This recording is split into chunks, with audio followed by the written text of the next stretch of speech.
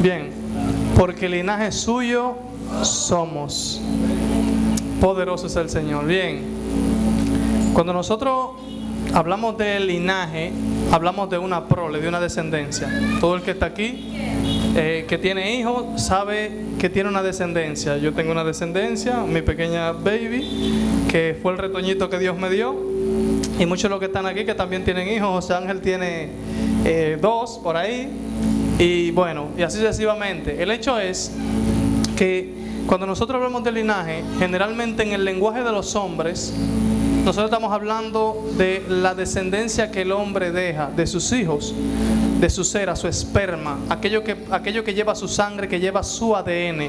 O sea, el contenido de lo que el hombre es, el hombre lo deposita en su hijo, genéticamente hablando. Sin embargo, dentro de esa genética también el niño absorbe algunas cosas que son parte de su comportamiento, pero hay otras que se van formando con el tiempo. Es decir, hay cosas que el niño no se las lleva en el esperma, en el ADN ni en los cromosomas. Son cosas que con el tiempo se van formando en el chico o en la chica. Ellos van desarrollando de acuerdo al hábitat en el que se van criando, o sea, sus costumbres, su manera de comportarse, su manera de manejarse, su forma de hablar. No es lo mismo como hablamos nosotros las personas de un barrio a como habla el que se crió en el Piantini. Ellos tienen una forma de hablar un poquito más atenuada, un poquito más educada, y así sucesivamente. Cada quien en el ámbito en el que se cría pues tiene un tipo de lenguaje diferente. Incluso nosotros que somos de República Dominicana sabemos que en la parte este de nuestro país se habla de una manera. ¿Por qué? Porque ellos tienen una forma peculiar de hablar. En la parte sur de nuestro país también hay otra forma en lo que las personas tienen un acento diferente, y en la parte este y así sucesivamente. Aunque todos habitamos en la misma isla, no todos hablamos el español de la misma manera o el castellano. Es decir, son cosas que se desarrollaron con ellos conforme al lugar donde ellos habitaron desde el momento en el que nacieron. Fueron criándose con eso y eso es parte de su comportamiento hoy en día. Eso no vino en el ADN de ellos, eso no lo depositó su papá ahí. Eso se formó con el paso de los años y el hábitat en el que ellos fueron formados. Sin embargo, yo me quiero ir más profundo, porque cuando el texto está hablando de linaje, no está hablando del linaje de los hombres, está hablando del linaje de Dios. Lo cual para nosotros es algo un poquito complejo, porque nosotros deberíamos preguntarnos si cuando hablamos de linaje estamos hablando de una extensión del ser humano, es decir, estamos hablando de alguien que yo puedo engendrar. Entonces, ¿cómo Dios engendra a una persona? Y Pablo está diciendo que nosotros somos linaje de Dios. Entonces, debe haber alguna manera en la que Dios pueda engendrar a un ser humano, debe haber una manera en la que Dios pueda a sí mismo multiplicarse. Sin embargo, en el lenguaje de los hombres, y tengo que mencionar esta palabra nuevamente, ¿por qué? Porque en el concepto judío existe esta palabra que se conoce como el lenguaje de los hombres. ¿Por qué? Porque cuando nosotros hablamos nuestro idioma, creemos que muchas veces Dios habla el idioma que nosotros hablamos. Dios es espíritu, Dios no tiene un lenguaje definido. ¿Por qué? Porque en el mundo hay muchos idiomas y Dios todos los habla. Es decir, Dios se puede comunicar con una persona que habla en inglés hablando en su idioma.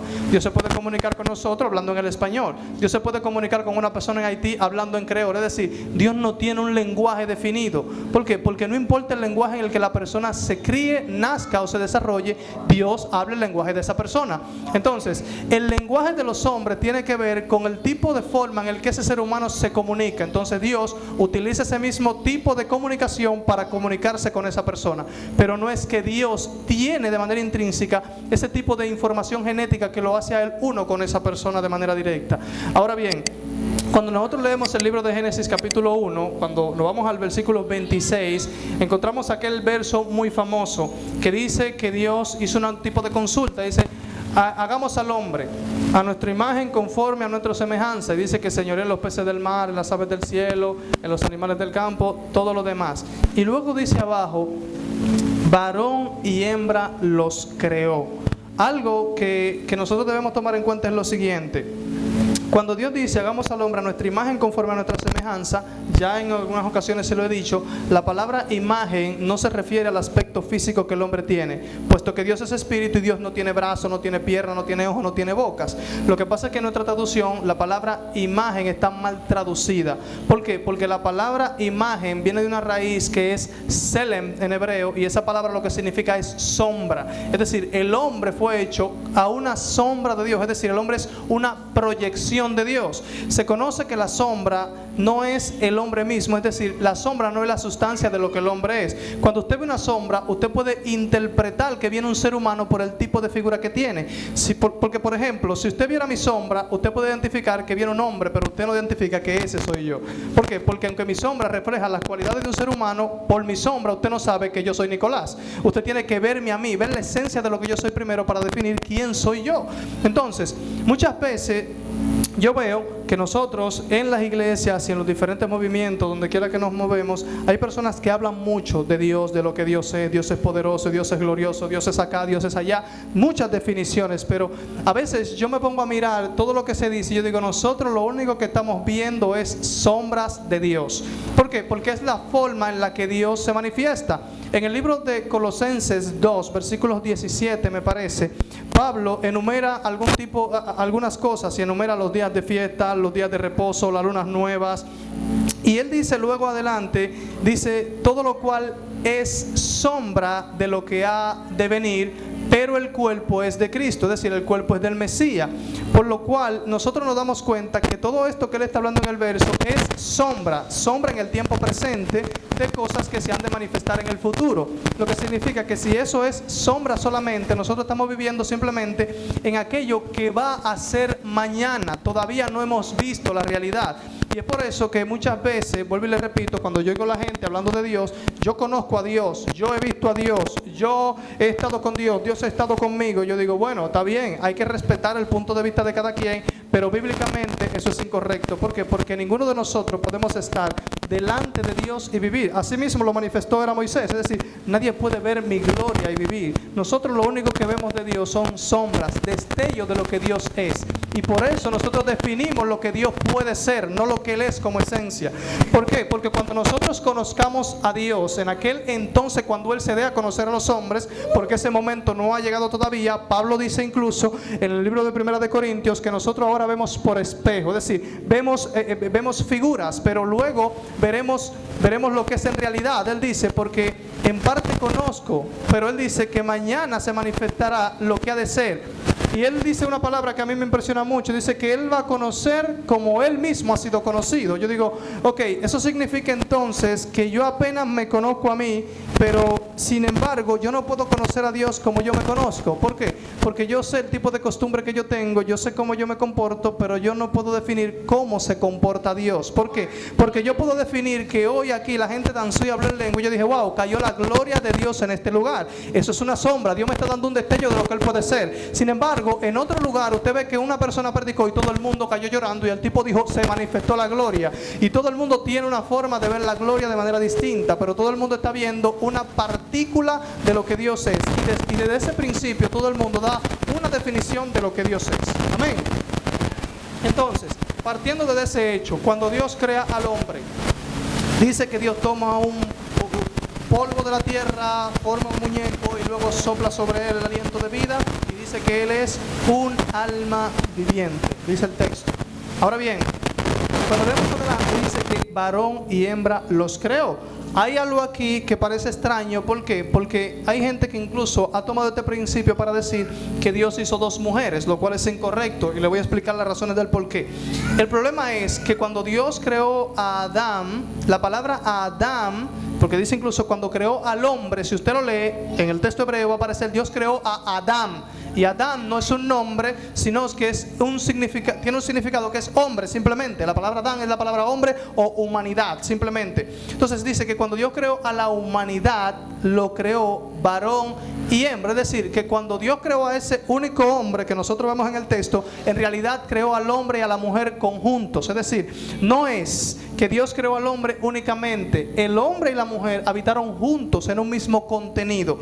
Y te dirá, ve acá, entonces ¿cómo es que después en el capítulo 2 dice que Dios vio que el hombre estaba solo porque no encontraba una ayuda para él y dice que le creó una ayuda idónea? ¿Qué hizo? Bueno, dice que Dios durmió al hombre, luego le tomó una costilla, como dicen nuestras versiones, y de esa costilla dice que formó a la mujer. Sin embargo, cuando usted lee ese texto, en un texto más antiguo dice que Dios tomó un costado. Un costado no es una costilla, es una parte completa de un ser humano, porque yo tengo dos costados, yo tengo el costado derecho, tengo el costado izquierdo. Es decir, si Dios toma uno de mi costado, Dios tiene que partirme a mí por la mitad para poder formar otro ser de lo que yo soy. Entonces lo que Dios hizo en realidad fue partir a Adán por la mitad, es decir, partirlo y separarlo. Lo que Dios hizo fue sacar a Eva de dentro de Adán.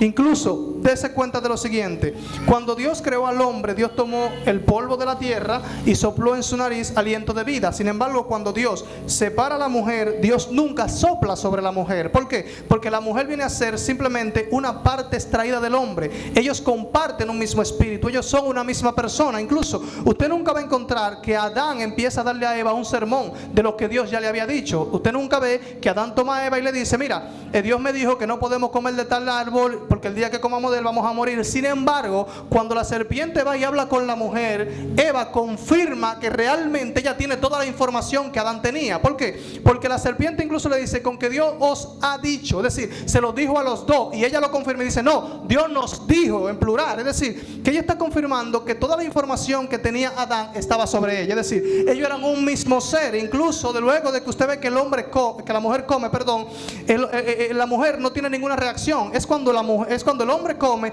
donde el pecado se hace uno, se manifiesta sobre los dos, porque dice que luego sus ojos fueron abiertos. Es decir, Adán y Eva eran una sola persona y Dios lo divide. Es decir, que cuando un hombre procrea, es decir, y me voy al punto, cuando un hombre procrea, cuando un hombre engendra, el hombre no solamente está depositando un simple esperma, el hombre está depositando todo su ser dentro de esa mujer. ¿Por qué? Porque recuerde, si Adán y Eva son una misma persona y cuando Dios los separa no sopla sobre ella, significa que lo que Dios está trayendo de Adán es todo el ser de Adán y lo está depositando o lo está formando en Eva. Asimismo, cuando ellos dos vayan a tener un hijo, no es que Dios va a formar otro muñeco allá arriba y lo va a poner dentro del vientre de ella. No, Dios puso lo necesario. ¿Para qué? Para que una vez el hombre y la mujer tuvieran un encuentro sexual, a la hora de procrear, ese ser, ese niño se formase dentro de la mujer y viniera a ser un ser viviente también y tomara del espíritu que está dentro de su madre. Sin embargo, escucha esto, porque incluso los mismos judíos dicen que es judío aquel que nace de madre judía. ¿Por qué? Porque ellos dicen que aunque el hombre deposite el esperma, el niño de quien toma el alma es de la madre. Es decir, cuando el niño se está formando en el vientre, todos los sentimientos de la madre, incluso el feto ya lo siente. Y por eso los médicos dicen incluso que cuando una mujer está embarazada no puede tener malos momentos, no puede tener estado depresivo, porque eso incluso afecta al niño que ella lleva en el vientre. ¿Por qué? Porque que ese niño que está dentro de ella es uno con ella. Aunque él tiene los cromosomas del padre y tiene los cromosomas de la madre, el ADN que él tiene es único y uno. Es decir, hasta las huellas dactilares de ese niño son distintas a la de su padre y a la de su madre. Él es un nuevo ser, pero toda la información genética que él tiene es un derivado de su padre y de su madre. Entonces, cuando nosotros hablamos de linaje de Dios o linaje suyo somos,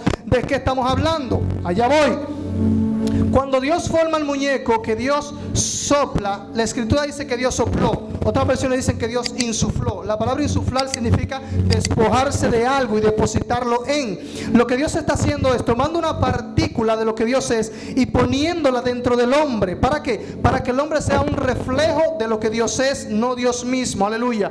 Entonces, cuando el hombre camina por la tierra, el hombre no es un simple mortal, no es un simple ser humano. Ahora bien, el hombre sí pecó y evidentemente perdió un tipo de desconexión, tuvo una desconexión con Dios. Sin embargo, al pasar de los años, por esa razón es que el Mesías viene, es por eso que Cristo viene. ¿Para qué? Para hacer una reconciliación nuevamente con Dios y los hombres, para que el hombre pueda recuperar el estado del cual ha caído. Incluso yo me voy más lejos, yo digo que Adán tenía cualidades que ningún otro hombre poseía, porque incluso cuando usted ve que Moisés puede resplandecer, yo entiendo que Adán resplandecía. Cuando usted ve que Sansón era un hombre que tenía mega fuerza, yo entiendo que Adán tenía mega fuerza. ¿Por qué? Porque todo lo que los hombres de nuestra historia poseyeron, sea sobrenatural, todo vino en el ADN desde el primer hombre que fue el que Dios creó. Él fue depositando una semilla dentro de ellos y eso se fue reproduciendo hasta el día de hoy.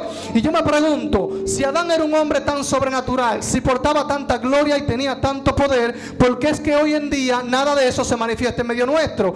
Lo que pasa es lo siguiente: Dios, aunque le dio al hombre una capacidad sobrenatural, también puso normas, leyes y estatutos para que el hombre se rija. Si el hombre quebranta o violenta uno de esos mandamientos, eso significa que el hombre está dando acceso a que entre la desobediencia en él, lo cual causa que haya un tipo de desconexión con Dios. Esto provoca entonces que hay una lejanía. Dios evidentemente tiene que habitar con el hombre, tiene que estar junto con él, pero esto es imposible. ¿Por qué? Porque hay una frontera que lo separa, y esa frontera es el pecado, evidentemente. Entonces, ¿qué tiene que hacer el hombre? Lo que hay que hacer es buscar la vía de conexión nuevamente, porque si la vía de conexión o la vía que conecta al hombre con Dios es la que se ha roto, entonces ¿de qué manera nosotros logramos eso, Adán? ¿Qué es lo que nosotros tenemos que buscar hoy en día? Hay un episodio en el libro de Números capítulo 11 que a mí me sorprende bastante, y es lo siguiente.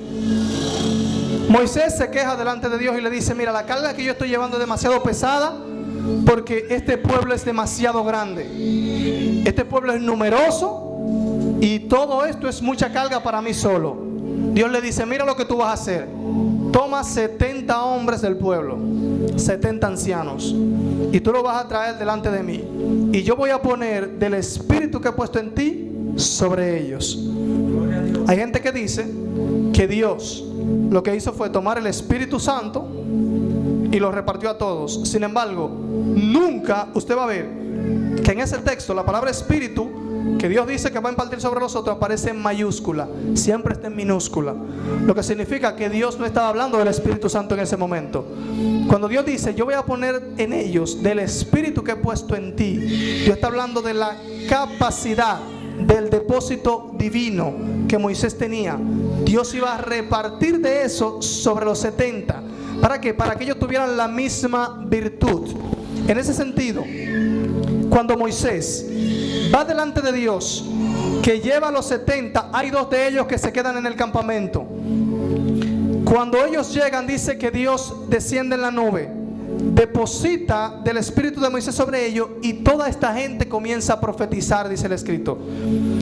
Los 2 que se quedaron en el campamento, que estaban a una distancia considerable, también comenzaron a profetizar, a lo cual Josué se sorprende y viene corriendo y le dice a Moisés: mira, en el campamento está fulano y fulano, y esa gente está profetizando. Y Moisés le dice: yo desearía que todo el pueblo profetizase. Y a mí me sorprende. ¿Por qué? Porque si Moisés tiene el deseo de que todo el pueblo profetice, entonces yo me doy cuenta que el problema no está en que haya conexión, sino en que hay personas que no tienen la capacidad de hacerlo. ¿Por qué? Porque cuando a Moisés se le mandó a escoger los 70, Moisés tuvo que hacer un tipo de análisis para elegir esa gente. Cuando Moisés hace el análisis que lo lleva, los 70 son aprobados, los 70 profetizan. 2 que incluso ni siquiera estaban en el evento, estando en el campamento, también profetizan. Sin embargo, cuando Josué viene, Moisés le declara y dice: yo desearía que todo el pueblo profetizase, pero todo el pueblo no profetiza. Entonces hay un problema. Tenemos al hombre que nos puede llevar a la conexión con Dios, pero no tenemos a la gente calificada para que Él lo lleve a conectarse. A ver, se lo voy a poner más fácil. Ustedes tienen a José Ángel aquí. José Ángel es un hombre que tiene un depósito de Dios increíble. Todos los que estamos aquí somos testigos de eso. Además de eso, también conocemos a muchos otros hombres de Dios que tienen un nivel extraordinario.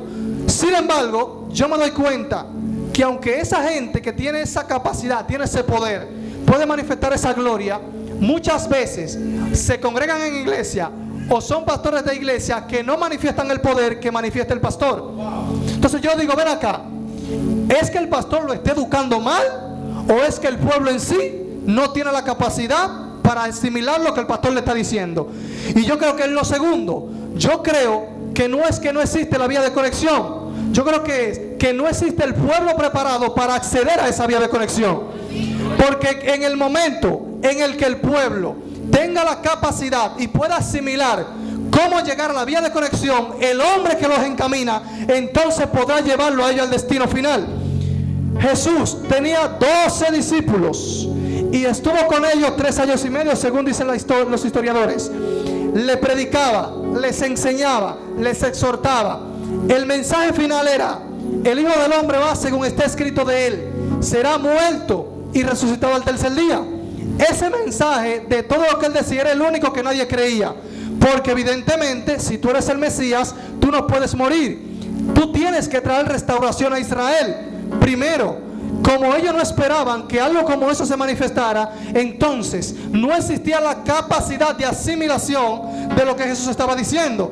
Sin embargo, yo veo que Judas, aunque está ahí, es el último que tiene pendiente ese tipo de cosas, porque él está metido en todas sus fechorías y en todos sus robos. Sin embargo, yo me doy cuenta de algo. Cuando llega el momento en el que verdaderamente Jesús muere, todo el mundo toma partida y regresa a lo que antes hacía. Es decir, siguieron creyendo que eso era imposible. Es decir, todavía el conocimiento que lo podía llevar a la vía de conexión no estaba activo sobre ellos. Una vez que Jesús resucita al tercer día y se le presenta a ellos, es donde ellos comienzan a creer: wow, verdaderamente lo que tú decías era cierto. Incluso hay uno de ellos que no estaba presente el primer día. Sin embargo, escuche esto: aun cuando Jesús resucita y ellos están encerrados en una casa porque tienen miedo, evidentemente, dice que Jesús, estando cerradas las puertas, va y se aparece en medio de ellos y le dice: paz a vosotros. Los saluda.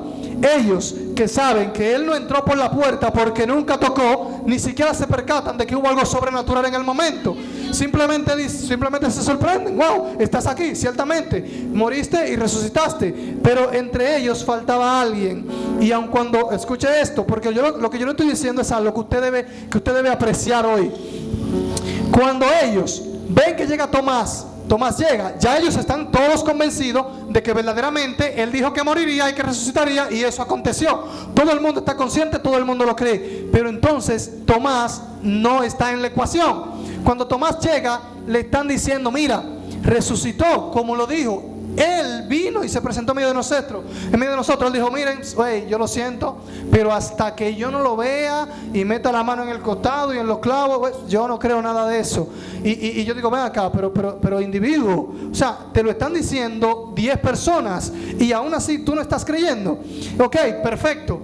Dice que el Mesías Jesús llega una segunda vez, pero en esta ocasión Tomás está presente. Cuando Tomás lo mira, dice que Tomás se sorprende y él va y se le asoma y le dice: mira, ven, mete tu mano en mi costado y en mi mano y comprueba que soy yo, sé creyente. Y dice que el chico, en el momento de mirarlo, cayó postrado y dijo: Dios mío, incluso hasta lo adoró. Lo cual yo digo: ven acá, pero parece extraño. ¿Por qué? Porque ninguno de los 10, en el momento en el que él se mostró, le adoraron ni lo reconocieron como Dios. Sin embargo, Tomás, que fue el más incrédulo de todos, en el momento en el que lo ve y comprueba que la petición que le estaba pidiendo se manifiesta, en ese mismo momento reconoce la autoridad divina que Jesús tiene. Y yo digo: ven acá, entonces hay un detalle, 2 puntos. Ni conocemos la información, ni reconocemos al hombre que tiene la autoridad para llevarnos a la conexión. Entonces hay que despertar a esto. ¿Por qué? Para ir cerrando, mire, en el momento que el hombre puede entender el punto en el que él debe conectarse con Dios y regresar otra vez al modelo original, entonces el hombre va a despertar del letargo que tiene. ¿Por qué? Porque si usted mira con detenimiento, en el momento que Jesús resucita, que los discípulos ven, el último comprueban las últimas palabras que él predicó, en ese mismo momento la vida de todos ellos cambió. ¿Por qué? Porque incluso, recuerde que Pedro tuvo miedo de morir y hasta lo negó. Sin embargo, en una ocasión el Sanedrín lo lleva y estando delante de ellos, ellos le dicen: mira, no vuelvas a predicar jamás en ese nombre.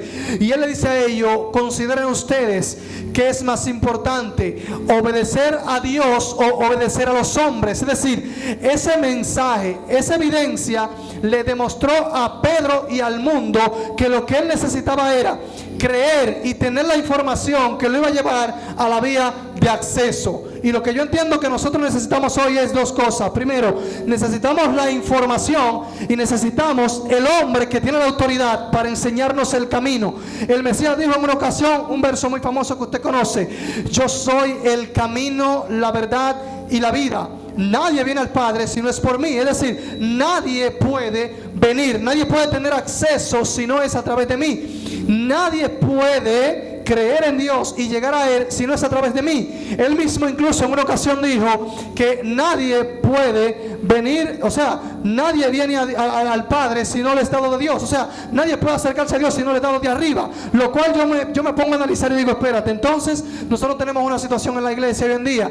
La gente que está sentado y que dice, yo creo en Dios, entonces lo está diciendo de la boca hacia afuera. No lo está creyendo dentro. ¿Por qué? Porque si lo cree dentro, debe manifestar aquello que dice creer con su boca.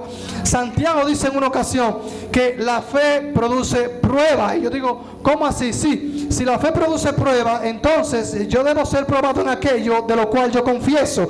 Lo que significa que si yo digo que Dios es un Dios que suple, lo primero que yo tengo que hacer es pasar por crisis económica para poder conocer al Dios que yo digo que suple. Si yo digo que Dios es un Dios que sana, yo tengo primero que estar enfermo para poder conocer al Dios que yo digo que sana. Aleluya. Yo tengo que recibir el milagro primero para poder decir que Dios hace milagro. Porque yo puedo decir, Dios es un Dios que hace milagro, pero ¿y cuándo Dios ha hecho un milagro en ti? Porque simplemente, escuche esto, hay una diferencia entre, porque yo puedo hacer un milagro, Dios me puede usar a mí y yo puedo hacer un milagro sobre otra persona, pero no es lo mismo cuando yo hago el milagro a cuando el milagro es hecho en mí. Porque cuando el milagro es hecho en mí, yo soy el que recibo el milagro, yo no lo doy. Escuche esto, mire. A veces es bueno dar, pero yo le voy a decir a ustedes la verdad. Yo no puedo dar si primero no recibo. ¿Por qué? Porque nadie da de lo que no.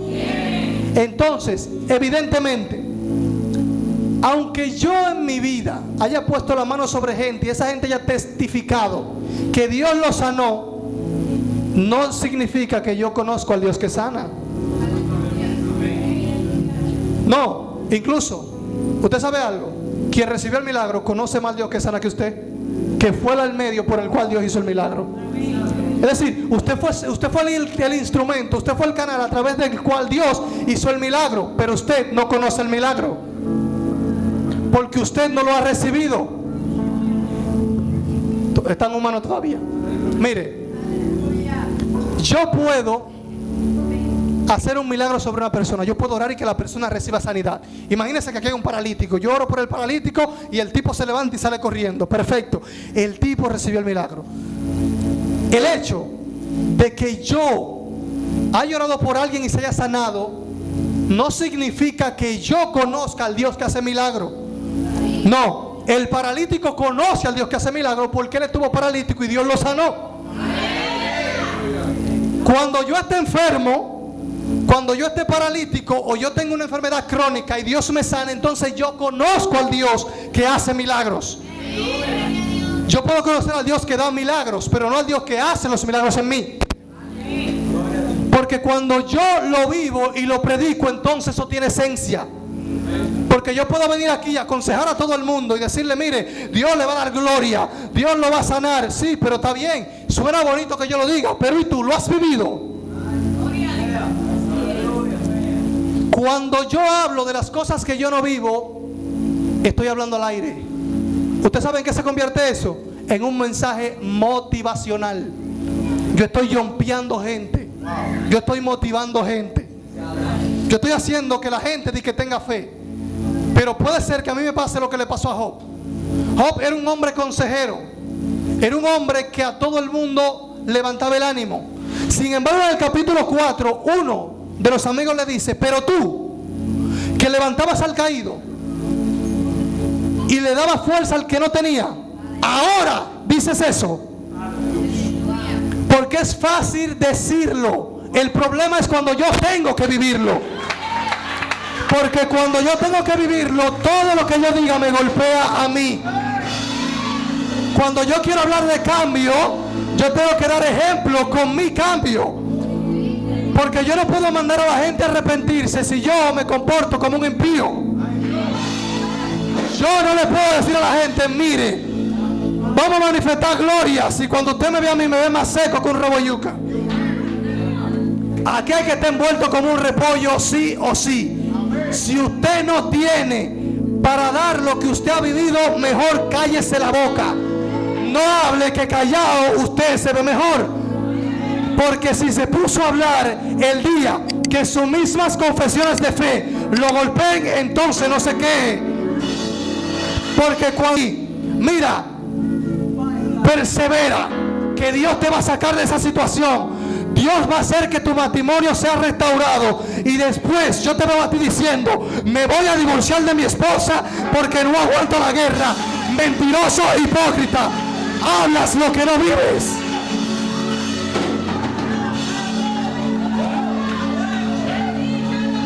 ¿Qué batalla tú ves? A ellos les gusta que le den.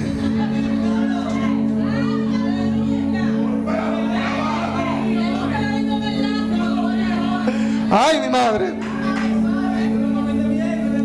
Entonces, si yo soy linaje de Dios, dice la Escritura que Dios, al que tiene por hijo, a este corrige, porque al que no lo corrigen es un bastardo.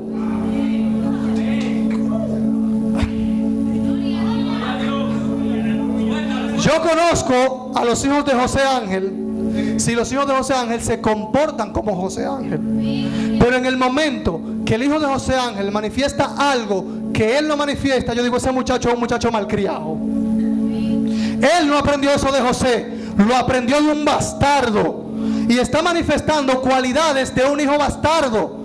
Y así mismo hay gente dentro de la iglesia que no manifiestan las cualidades de su padre, manifiestan las cualidades de los de afuera. Tienen comportamientos bastardos. ¿Por qué? Porque aunque tienen el ADN del padre, intrínsecamente hablando, no manifiestan el comportamiento del padre.